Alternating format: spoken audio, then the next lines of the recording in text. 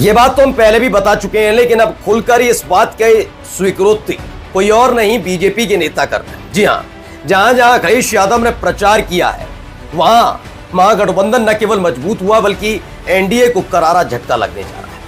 पहले ये बात आपको हमने बताई, उसके बाद गोदी मीडिया भी इसके बारे में बातचीत करने लगे और अब खुलकर बीजेपी नेता अपनी सीक्रेट मीटिंग में जब ये बात का जिक्र करते हैं तो उनकी वीडियो लीक हो जाती है।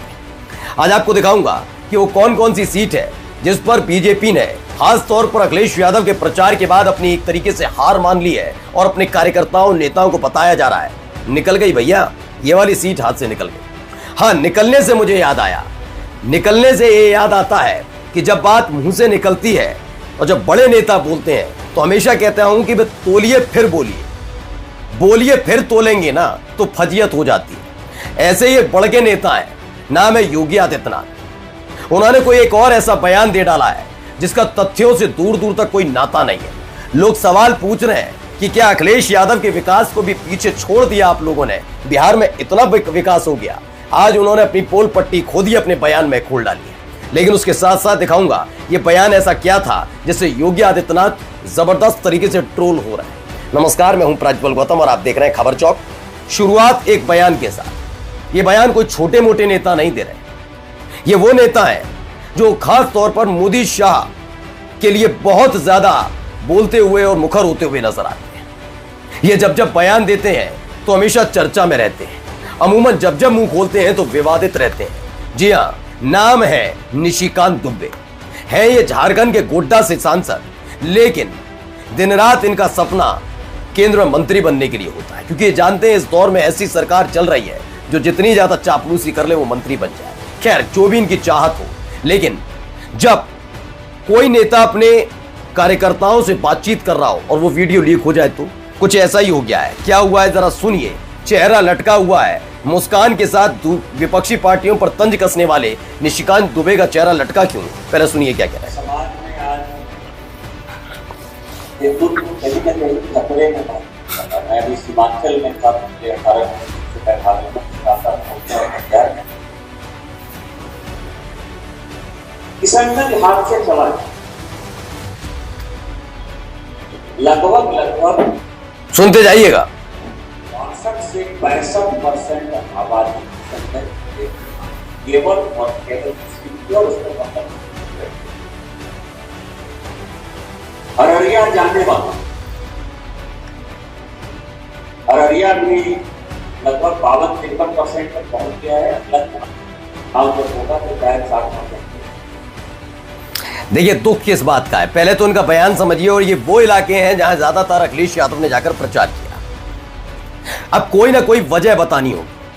वजह बताते बताते अगर निशिकांत दुबे जैसे सांसद गलती से इस बात को लेकर स्वीकार कर लें कि जो केंद्र में सरकार चल रही है और जो मौजूदा गृह मंत्री हैं वो कोई काम नहीं करते, तो क्योंकि गृह मंत्रालय की जिम्मेदारी होती है घुसपैठिए ना है, लौटकर इनको हार का ठीकरा कहीं ना कहीं फोड़ना है।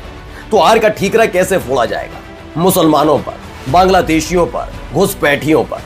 जबकि हकीकत यह है कि जिस व्यक्ति को ये खास तौर पर लेकर आए थे बिहार के अंदर हिंदू मुसलमान कराने के लिए, वो व्यक्ति अपने काम में पूरी तरह से नाकाम और नाकामयाब साबित हुआ। शुरुआत में अच्छा किया, बुर्का झटका हलाल सब कर लिया, लेकिन हिसाब किताब बन नहीं पाया। अब क्या है, किशनगंज गए थे, अररिया, कटिहार, पूर्णिया पर खतरा मंडरा रहा और किशनगंज हाथ से चला गया। मैं नहीं कह रहा, निशिकांत दुबे कहते हैं। अगर निशिकांत दुबे जैसे नेता इस तरह का बयान देते तो इसका अंदाजा आप लगाइए। जैसे विपक्ष के लिए कहा जाता है कि अब तो देखिए चुनाव का परिणाम आएगा, ईवीएम के लिए रोएंगे, तो बिल्कुल इस दौर में समझ लीजिए बीजेपी के नेता भी इसी तरीके से रोते नजर आते हैं। जब जब बात होती है तो क्या कह देते हैं, घुसपैठियों की वजह से जीत गए।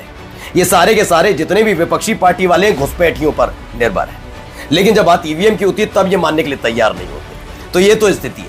लिखा है किशनगंज हाथ से चला गया, अररिया, कटिहार, पूर्णिया पर खतरा मंडरा रहा है। बांग्लादेशी घुसपैठिया पूरे सीमांचल को अपनी जद में ले रहे हैं, क्योंकि ये जानते हैं ये इलाका इनके हाथ से चला गया, फिसल गया।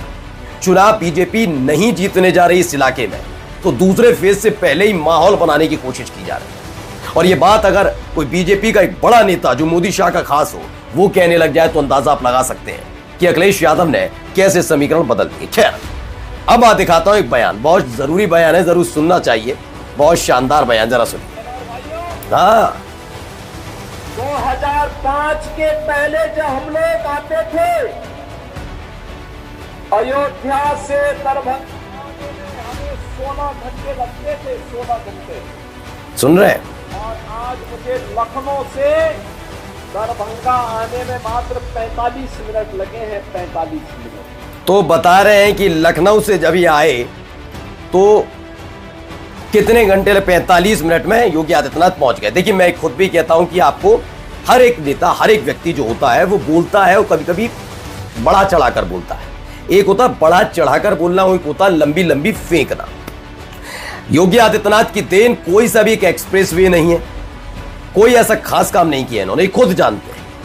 जो मेट्रो बनी थी उसका 1-2 मेट्रो बढ़ाई और केवल ऐलान हुआ, भी चली भी नहीं है। उन मेट्रो की जबरदस्ती अपने ऊपर लेते हैं कि मैंने, मेरी वजह से चली, जबकि हर कोई जानता है इनके उसमें क्या क्या हुआ। खास तौर पर हिंदू मुसलमान दंगा हुआ भी तो उसका नाम बदल दिया गया, उसे दंगा मानने से इनकार करते रहे। हाँ, मुसलमानों की घर मकान दुकान तोड़े गए, ये अच्छा काम किया इन्होंने कि घर मकान दुकान तोड़े, क्योंकि तोड़ने फोड़ने में का काम बहुत अच्छा। कितनों को मकान दिए नहीं मालूम, कितनों मकान दिए भी तो उससे कमाई की। कहते हैं मुख्तार अंसारी की जमीन पर मकान बनाए तो क्या फ्री में बांटे? ये जानकारी दे दें, नहीं किया इन्होंने, फ्री में नहीं बांटे हैं, ये ध्यान रखिएगा। अगर जो लोग एक गफलत में है कि सरकार ने मुख्तार अंसारी की जमीन कब्जे में ली और उस पर मकान बनाए और गरीबों को दिए, नहीं, फ्री में नहीं है, पहला। दूसरा, मैं एक चीज और इसमें बता दूं, इजराइल भेज दिया रोजगार के लिए। अब एक नई चीज बताई, जो इन्होंने कहा अब लखनऊ से दरभंगा सिर्फ 45 मिनट। योगी आदित्यनाथ झूठ नहीं बोल रहे, सही कह रहे हैं। लखनऊ से दरभंगा पहुंचे होंगे 45 मिनट में। कैसे? खुद हेलीकॉप्टर से गए होंगे ना। बाई रोड जिक्र नहीं किया इन्होंने, बाई रोड जिक्र नहीं कर रहे हैं। ये क्या बोल रहे हैं? 45 मिनट में पहुंचा, बात सही है। लेकिन शुरुआत जब इन्होंने कही 16 घंटे वाली अयोध्या से दरभंगा, तब इन्होंने कहा 16 घंटे लगते थे, वो लगते थे बाई रोड। अब आप अंदाजा लगाइए, जब आप, मैं बता रहा हूं जैसे नोएडा से कोई भी चढ़ता है, अगर आप मुझे देख रहे हैं, नोएडा से अगर लखनऊ भी पहुंचता है कोई, तो नोएडा से लखनऊ पहुंचने में तकरीबन 8 से 9 घंटे लग जाते हैं। 8 से 9 घंटे, ये 45 मिनट पहुंचा रहे हैं। जबकि अगर मैं बताऊं तो 550 से 600 किलोमीटर है, 550 है नोएडा से लखनऊ, तब भी उसमें 7 से 8 घंटे लग जाते हैं। इतना शानदार एक्सप्रेसवे दोनों, एक मायावती के वक्त का बना है और एक अखिलेश यादव के वक्त का बना है। इतना शानदार बनने के बावजूद इतना वक्त लगता है। ये कौन सा एक्सप्रेसवे बना दिया, ऐसा क्या बना दिया कि गाड़ी की स्पीड अपने आप ही 1000 से 2000 किलोमीटर पर आवर्स के हिसाब से हो जाए? क्या ऐसा संभव है कि 1000 किलोमीटर पर घंटे के हिसाब से चल दे गाड़ी? आपकी गाड़ी चलती है क्या? हो सकता है योगी आदित्यनाथ की कोई कार हो इस विशेष। मैं क्यों कह रहा हूं, तो जरा इस पर नजर डालिए। हमने तुरंत इसमें जाकर देखा कि लखनऊ से दरभंगा बिहार की दूरी कितनी है। यह है 627 किलोमीटर। इसमें हमने जब कंफर्म किया तो पता लगा 10 घंटा 54 मिनट लगेगा बाय रोड, 10 घंटा 54 मिनट, ये गूगल बता रहा है। लेकिन योगी आदित्यनाथ का अपना ज्ञान है। योगी आदित्यनाथ जो ने जो ज्ञान दिया, उसके बाद ट्रोल हो रहा है, लोग हंस रहे हैं, पूछ रहे हैं कौन सा विकास कर दिया ऐसा कि 1000 किलोमीटर पर आवर से गाड़ी दौड़ रही है आपकी, मतलब दनादन दनादन दनादन दनादन कार दौड़ेगी। अब सोचिए उसके परखच्चे कैसे उड़ जाएंगे। कौन सी गाड़ी ले आए योगी आदित्यनाथ। नमस्कार। New public inter college Lucknow, admission open. For more information call 0522 282232 और 7755 089585।